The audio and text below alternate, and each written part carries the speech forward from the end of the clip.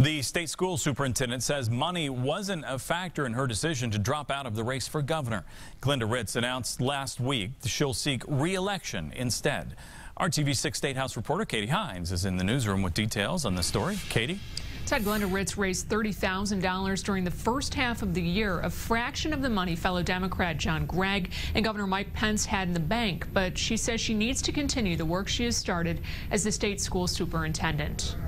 2 months after announcing she'd run for governor, state school superintendent Glenda Ritz is out of the race. The hum out there is, Glenda, you've started some great things. And so I just decided I needed to stick with my current position. In a one-on-one conversation in her office, Ritz tells me she doesn't think it was a mistake to run, and she's already endorsing fellow Democrat John Gregg for the job. I definitely need a governor that's going to support public education.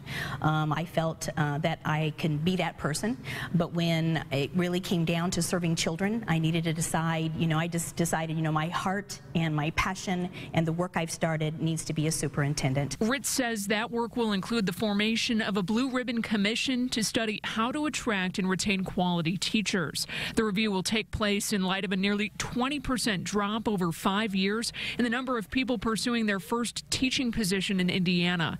Ritz says her agenda and the governor's are stark in contrast, the basis of a number of clashes since taking office. Indiana will not be able to sustain, in my opinion, the continuation of schools and adding more and more and more to our roster. She's confident she has more to contribute. When I was elected in 2012, I vowed that public education would be a topic of discussion amongst the public.